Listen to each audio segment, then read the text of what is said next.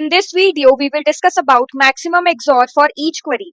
You are given a sorted array nums of n positive integers and an integer maximum bit. You want to perform the following query n times. Find a non-negative integer k less than 2 to the power maximum bit such that the XOR of all the elements of the array with k is maximized. K is the answer to the ith query. Remove the last element from the current array nums. Return an array answer where answer of I is the answer to the ith query. So what they are saying is that in the input, we are given an integer array nums, which is sorted in increasing order and it has all the positive integers. And then we are also given another number, which is the maximum bits, which is denoted with m here, and it is 2. So now what you need to do is that you need to answer some queries, right? Now in every query, what you need to do is you need to choose a number k, right? And this number k should be such that k should be less than 2 to the power m. Maximum bits I am denoting with m. Okay. So we have to choose our k such that it is always less than 2 to the power m.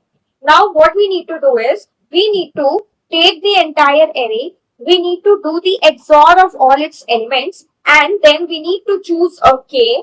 Then we need to do the XOR of that k with all these elements, and then whatever is the value that we get, we need to maximize that value, right? So for that, whatever is the k that you have chosen, that is going to be the answer to that query, right? So in the first query, basically, you will select some k which is less than 2 to the power m such that when you do its XOR with all these elements, then whatever is the value that you are getting, that is maximized. And then whatever is the value of this k, that is the answer of that query, right? Now, in the next query, what you need to do is you need to remove this last element, 3, right? So you will be left only these elements. Now, again, you need to choose some k which is less than 2 to the power m such that when you do the XOR of 0, 1, 1 and k, then whatever is the number that you get, that is maximized. So then in this case, again, whatever is the value of k that you have chosen,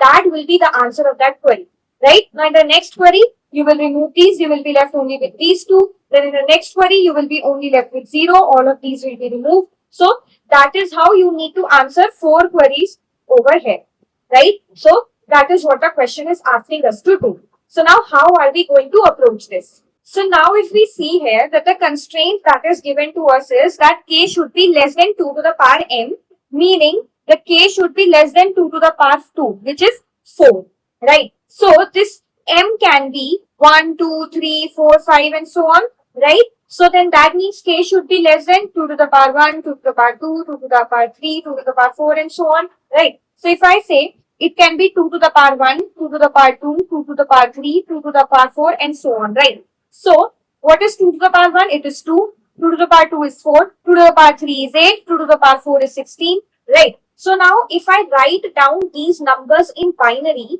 then 2 is written as 1, 0. 4 is written as 1, 0, 0. 8 is written as 1, 0, 0, 0. 16 is written as 1, 0, 0, 0, 0. Right? This is how we write these numbers in binary. Now they are saying that k should be less than 2 to the power m. So can I say that the k can be at max equals to 2 to the power m minus 1? Right? I am saying that the maximum value of k can be 2 to the power m minus 1. Right? Can I say that? Yes. So if you see, these are the possible values of 2 to the power m. Now if I do minus 1 in these, then what I will get? So 1, 0 will become 0, 1. This will become 0, 1, 1. This will be 0, 1, 1, 1. This will be 0, 1, 1, 1, 1. Right? If I am doing minus 1 in all of these, then I am getting this values. Right? So we will try to utilize them somehow to identify our answer. So if you see here, if we do the XOR of all these numbers, so let us suppose that we are getting some number whose binary representation is, let us suppose 1, 0, 0, 0, 1, 0, something like that. Okay, so this is some hypothetical number. I am assuming that this is the number that we are getting after XORing all these elements. Just a hypothetical number and its binary representation we have written over here. Right. So now what I said was, in this case, m is 2. Right. So then that means k should be less than 4. That means k at max can be 3. Right. And 3 in its binary will be this. 0, 1, 1, right? M is given to us as 2, then in that case, our maximum K can be this 1, 1, right? So if I write that 1, 1 here, that 0 before it, we can ignore, right? The 0, this 0 over here, this we can ignore, right? So then that means in this particular case, the maximum value of K that I can get is this, right? So now, what we were supposed to do, we were supposed to do the XOR of all these elements or query wise, whatever are the available elements from nums, we have to do their XOR and then we have to choose some K and we need to do the XOR of all those elements with that K, right? So now I had assumed that this is the XOR of all these elements and now I need to identify that what K should I choose so that I can maximize the XOR, right? So if you see, my K can be at max 1, 1, that is of 2 bits, right? My K at max can be of 2 bits. Then that means whenever I am XORing these elements with K, I would be able to change only these 2 bits, right? Because if you see, K can be at max 2 bits, so all of these bits will be 0, right? So when you will do the XOR of these, what you will get? You will get 0, 0, 0, 1, which is nothing but this only, right? Then that means that these bits I cannot change. Only these bits can change if I do the XOR with K, right? Now when I am XORing with K, I need to choose a K such that it maximizes my number, right? Now when this particular number can be maximized. So I am saying you can change only these 2 bits. So how can you maximize this number? If you put both of these bits as 1, 1, will you be able to get the maximum number? Like that will be the maximum number that you can achieve, right? If you change both of these to 1, 1, then this is the maximum number that you can get out of this number if you are only allowed to change these 2 bits, right? Then that means I have to choose a K such that upon XORing this number with K, these 2 bits get changed to 1, 1, right? So now how can we identify that K? So if you see, for XOR, what is the property? For bitwise XOR, what is the property? That if both are 0 or 1, then in that case, the answer will be 0. And if either of them is 1, then in that case, your answer will be 1, right? So now I need to choose such a K which changes these 2 bits to 1, 1. Then that means I will have to do the XOR of this 1, 0 with 0, 1, which is nothing but the flip of this number. Why 0, 1? Because when you will do the XOR of 0, 1 and 1, 0, then what will happen? See this bitwise XOR property. If either of them is 1, then the bit that you get is 1. So here you will get 1, 1. So then that means if I do the XOR of these bits with its flip, then I will be able to change both the bits to 1, 1, right? So this 0, 1 will be nothing but my K, right? Then that means I should choose my K to be 0, 1, right? Which is nothing but 1, right? So now how will you identify that 0, 1? So here conceptually we were able to identify that okay, our K should be 0, 1, but how are you going to identify that? So if you closely look here, I said that the K at max can be 1, 1, right? Now if you do the XOR of these, what you will get? So 0 and 1. So one of them is 1 and the other is 0. So then that means bit will be 1. Then in this case, both are 1. So in this case, the bit will be 0. So this is 0. Is this what I wanted? Is this what I wanted my K to be? Yes, I wanted the K as 0, 1, right? So now when you will get this 0, 1, this will be your K. So now when you will do the XOR of K with this, which is 0, 1, you will get 1, 1. You will be able to change both the bits to 1, 1. So this is your K, right? So how we identified the K? So first of all, we found out that what is the XOR of all these elements, right? So we got this and then we did the XOR of this with the maximum value of K that we can get. Right. With that, we were able to identify the value of K that should be taken. Right. So this will give you the answer for the first query. Right. So now for the next query, how will you do? For the next query, this will change, right? Because this 3 won't be included now.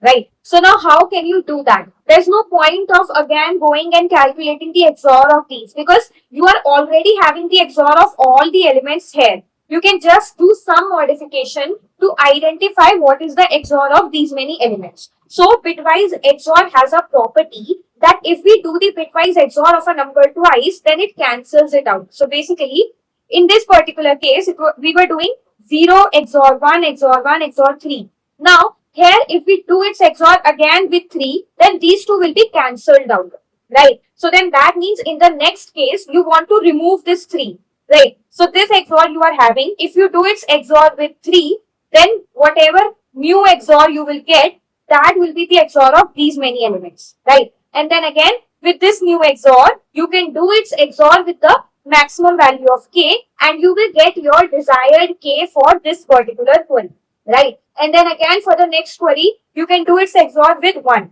with this one, right? So you will get a new XOR, and then again you can do its XOR with the maximum value of k, and then you will get the answer to this particular query. Then for this one again, you can do the XOR with 1, and so on. So with this, you will be able to identify the answer of each of the query, right? So basically what we are doing is that first we are identifying the XOR of all these elements. Let us suppose I am denoting it with the variable x. X is the XOR of all the elements in the array. Now what you need to do is that for every query, you need to identify the corresponding XOR and do its XOR with the maximum value of k. How are you going to get the maximum value of k?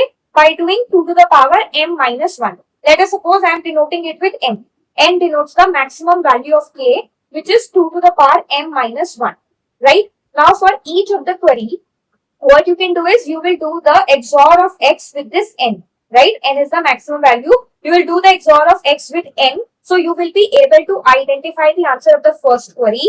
And then for the next query, what you will do? You will do the XOR of x with what? With the element that you want to remove now, right? So let us suppose that we are denoting it with an index I. So you will do this. By doing this, what will happen? That whatever was the contribution of this particular element in the XOR, that will be cancelled out. So for the next iteration in your X, you will have only the XOR of the elements which you want to consider in that particular query. So again, you can do its XOR with the maximum value of k, and you can get the answer to that particular query.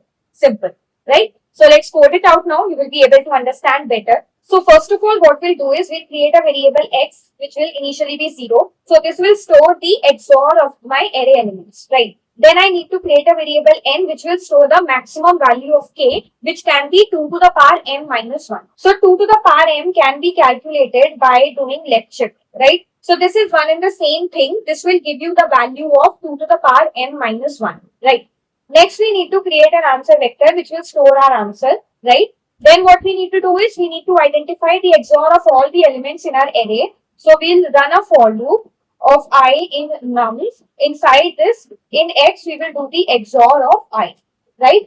Now that we have got the XOR, now what we need to do is that we need to find out the answer of each and every query. Now, because at each point, we need to remove the last element in the current array that we are considering, right? So then that means I should start from the end. I should start from the last index of nums so that I am able to remove its contribution from my XOR, right? So I will start a for loop of I from nums dot size minus 1, right? And it will go till I greater than equals to 0, and we'll do I minus minus. Now inside this, what we can simply do is that in our answer, we will push back x XOR n, right? So basically x will be denoting the XOR of all the elements in the current array that I am considering, and n is having the maximum value of k, and we are doing the XOR of these two, so we will be able to get the desired k in this particular case, right? And then for the next set of elements, you can do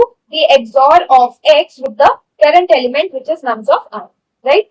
And in the end, you can return your answer, right? So if you see here that we are only looping inside our nums 2 times, right? So what will be the overall complexity of your code? It will be order of n, right? It is 2n, but it is constant. 2 is constant. So we can say that the time complexity is order of n. And for the space complexity, we are only creating one vector, which is nothing but our answer that has to be returned, right? So we can say that the space complexity is constant over here, right? So let's run this now.